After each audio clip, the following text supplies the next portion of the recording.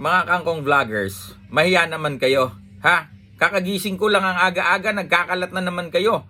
Oh, ngayon sinasabi nyo na ang pagbitiw daw ni Masayuki Ito kay Casimero ay fake news. Mali nga yung naratiba ninyo eh. 'Di ba?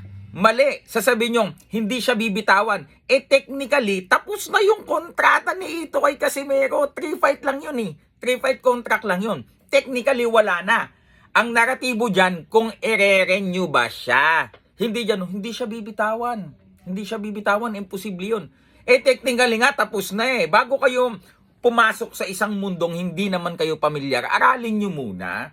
Huwag kayong salita ng salita, tapos inaantay kung saan nyo kinuha, ano basihan ninyo, anong source ninyo. Wala naman pala, base lang sa feelings ninyo. Di ba? Hindi ganon. Kasi, yung pong impormasyon na yan na hindi na interesado si Ito, binalita po yan ng mainstream, Yahoo News. Okay?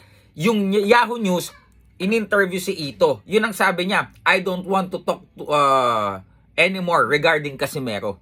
Yun na yun. 'Di ba? Kasi pati siya daw nabash. 'Di ba? Yung pagkapanalo ni Casimero sa mga Kangkong Nation, nagre-rejoice kayo. Pero sa mga boxing fans ng Japan, hindi sila natutuwa. Disgusted sila kasi nanalo ng knockout na overweight. Ganon, nabash po si Ito mga kaibigan.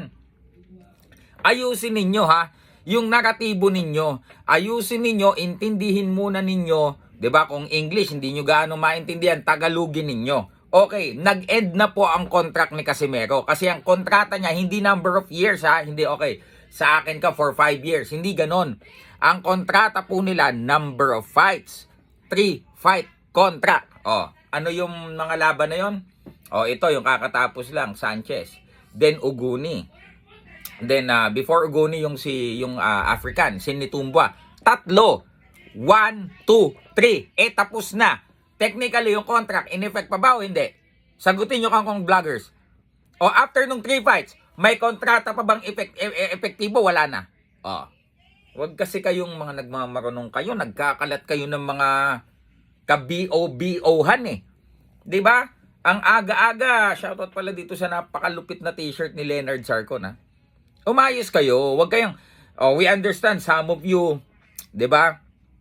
Wala nang ganyan. Kaya sasali sa usaping boxing, dito sa beef namin ng mga Casimero, sasali kasi kukuha ng simpatya. Sige, bash natin si Silver Boys TV para kampihan ako nitong mga Kangkong Natics. Kahit magkampi-kampi pa kayong lahat, wala akong pakialam. Di ba? Sasakay na lang sa beef na to ng boxing industry kasi wala na. Ganun ba yan? Ganun ba yan? Tingnan mo mga mata ko.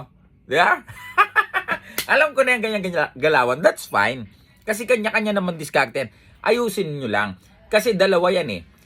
I-considera ba kayong facts o i-considera kayong chismoso? Thank you so much, baby. Ako po, Silver Voice TV. Comment down below kung sino yung mga tingin yung mga kangkong vloggers na yan.